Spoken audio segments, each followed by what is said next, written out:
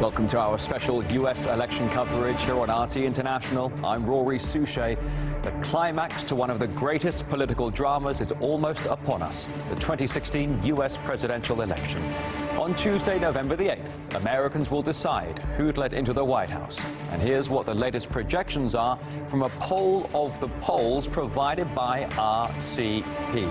Let's bring out the numbers for you right now, and it does look like Democrat Hillary Clinton ultimately coming out on top with 45% of the vote, and that is beating her Republican rival Donald Trump now with just 43% of the vote. Now, this campaign has been, to put it mildly, bitter and dirty. Both candidates fighting gloves off, so here's 40 seconds worth of them at their finest. Racist, sexist, homophobic. Going after people. That's her specialty. He incites violence. And she caused the violence. Racist, Crooked. deplorable, Liar. outrageous, Pathetic. Islamophobic, you name it. Crooked Hillary Clinton. Donald has issues. Lies. This is a man who has called women pigs. Bill Clinton was abusive to women. He'd rather have a puppet as president of the United States. No puppet. And it's pretty clear. You're the puppet. Name one positive thing that you respect in one another. Mudslinging like that has been the trademark of this year's presidential race.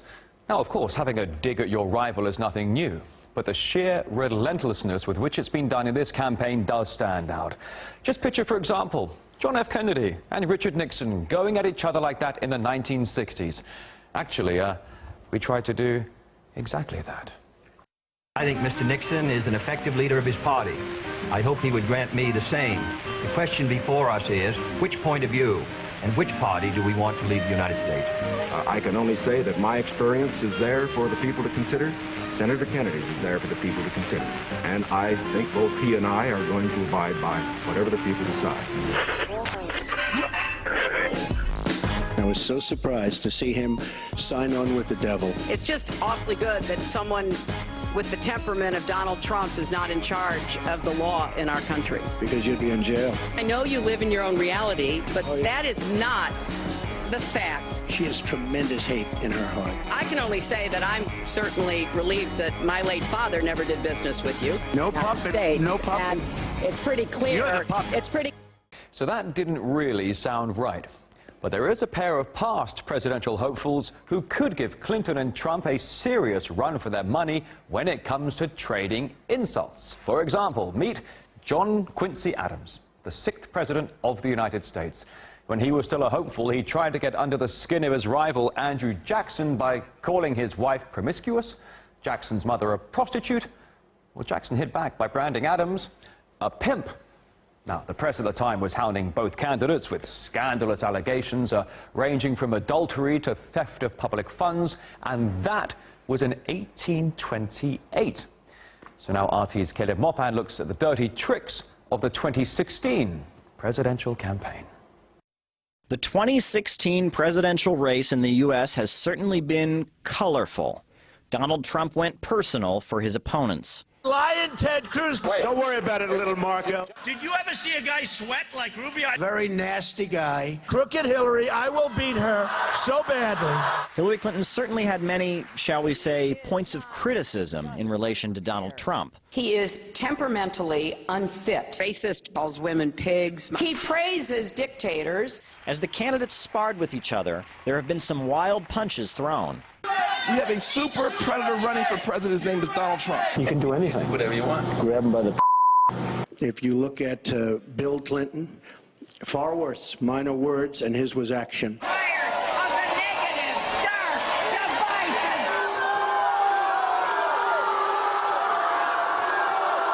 The Clinton camp hasn't had the easiest time with keeping secrets. The U.S. public has learned quite a bit about how Mrs. Clinton's team plays the game of politics, thanks to numerous leaks and undercover investigators. About inciting violence at Trump rallies. We are contracted directly with the DNC and the campaign. But we're starting anarchy here. Or having a cozy relationship with the press. Lots of observers are saying the press hasn't been exactly balanced during election campaigns. The emails are out there somewhere probably, and that we could have a president that could be blackmailed over them. That's what concerns me. It's about our national security. Hold on. You can't just invent things. You can't just invent things. I'm not inventing anything. You just invented an entire thing. We are great because we are good. America's great. All right, so I want to ask you, what was it about Hillary Clinton's argument? She stated that America is already great. I'm joined by legal and media analyst Lionel. He's here to give us a piece of his mind. Lionel, is this a particularly dirty election? You and I arguing platforms or positions, that's gone. What we do is we have opposition research. I will bring up everything in my power to discredit you. I will have people, surrogates, working for me, like the old days of Segretti and others. I will find out everything about you. A few die-hard supporters might be anticipating a victory for their candidate, but most Americans are probably thinking something along the lines of, I can't wait for this all to finally be over with. Caleb Maupin, RT, New York. The incitement of violence at Trump rallies by the Clinton camp that Caleb just mentioned was revealed in a video investigation by the Project Veritas group. As you can see here, consultants were caught on hidden camera discussing provocative tactics. We spoke to the man behind the investigation, James O'Keefe. Bob Creamer, the convicted felon who's been fired from the DNC for orchestrating this whole thing, admitting that it was Hillary's idea to have people dress up like Donald Duck in Donald Duck costumes and agit-prop people at rallies to provoke a response from people. So the whole video series shows that it was orchestrated right from the White House down, that it came right from Hillary Clinton, and that Bob Creamer has a very close relationship with President Obama. These are high-level operatives, and the fact that they were inducing violence at Trump rallies and illegally coordinating together with nonprofit organizations and super PACs, in violation of federal campaign coordination laws. So the expose was probably one of the most powerful, indicting video things of this election. The negative campaigning, which has dominated the U.S. 2016 presidential race, has even made it tough for some to be able to tell the difference between the two rivals. Here's RT's William Whiteman. I think it's fair to say that this has been the dirtiest U.S. presidential campaign ever. No, but seriously, how much mud has been slung this year? On controversies alone, it's almost impossible to tell the two candidates apart. For example, let's play a little game here. Have I or my family ever been caught up in a sexual scandal? Yes. Do I have a scandal-ridden foundation? Yes. Do my supporters incite violence? Yes. Do I have ties to Wall Street? Yes. Have a go at playing it at home with your families and loved ones. It is incredibly depressing. The U.S. presidential election's being billed as a showdown between two candidates, Hillary Clinton and Donald Trump. However, a third person's been dominating all of it, that of Vladimir Putin.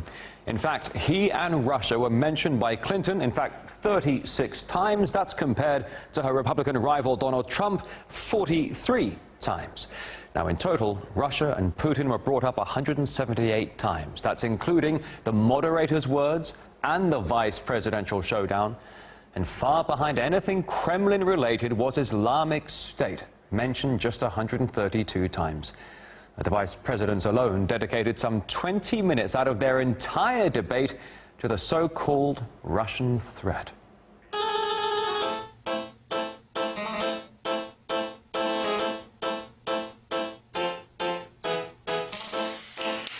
This whole Putin thing. Vladimir Putin is a dictator, a small and bullying leader of Russia, of Vladimir Putin. An aggression in Russia. Donald Trump again and again has praised Vladimir Putin. Corrupt capitalist system in Russia. Dictators. Vladimir Putin, Kim Jong-un, Muammar Gaddafi. You know, there's an old proverb that says the Russian bear never dies, it just hibernates. Actually, the old Russian proverb that Mike Pence just brought up does not even exist. Well, with Russia taking center stage in the U.S. presidential race, many media outlets ran with a trend by releasing menacing covers. The Spectator magazine even put RT on its front cover. Well, here's Gayane Chichikan on how the U.S. election has Russia on its mind. So how did Russia become the #1 topic in the U.S. presidential debates and one of the most discussed subjects of the entire election? It started a year ago with candidate Donald Trump saying he might get along with the Russian president. I think I'd get along very well with Vladimir Putin. From then on, Russia had been cast as the villain and Trump as Putin's puppet. I'm not being facetious at all. I think Vladimir Putin considers him an unwitting agent. He says what they have been trying to say, trying to get other people to say. It didn't stop at Trump. The Clinton campaign and her supporters began to accuse others of doing the Kremlin's bidding. Among the alleged collaborators, Green Party nominee Joe Stein, three-star general and former director of Defense Intelligence Agency Michael Flynn, both blasted for their appearance on RT and a trip to Moscow for RT's anniversary gala. WikiLeaks editor-in-chief Julian Assange for publishing emails pertaining to Hillary Clinton's campaign. The Clinton campaign has been so desperate to find evidence of coordination between Russia and WikiLeaks that they presented RT's tweeting about a WikiLeaks release of documents before WikiLeaks tweeted about them as such evidence. A simple fact check would reveal that RT's tweets came after the WikiLeaks website published the documents. WikiLeaks was just slower in their social media posting. But facts be damned. FBI Director James Comey suddenly found himself on the Clinton supporters' list of Putin helpers. When he reopened the investigation into Secretary Clinton's use of a private server, he was accused of putting himself on the side of Vladimir Putin. That's right, the FBI director didn't even have to appear on RT to find himself on Putin's team. Where did these documents come from? How did they get to the FBI? Is Russia involved in this? We don't have any clue of where this stuff is coming from. This trend reeks of Cold War McCarthyism when many were unfairly accused of pro-communist activity. But there are other communists who don't show their real faces, who work more silently. On October 7th, the U.S. intelligence community put out a statement saying it is confident that the Russian government hacked the emails of U.S. persons and political organizations, that the disclosures on WikiLeaks are consistent with the methods and motivations of Russian-directed efforts and are intended to interfere with the U.S. election process. Even though the intelligence community has provided only their assessment and no proof, any doubt is frowned upon.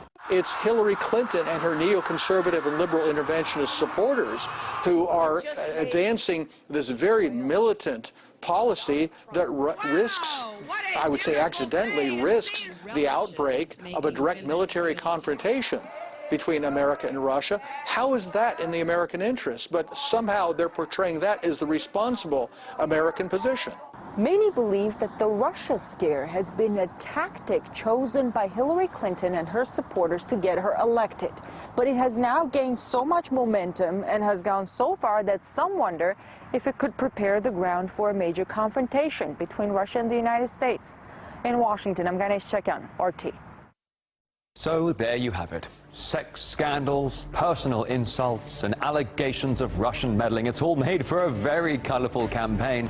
And all that's left for America to do now is vote. And here on RT International, we'll be bringing you that as it happens from this special studio.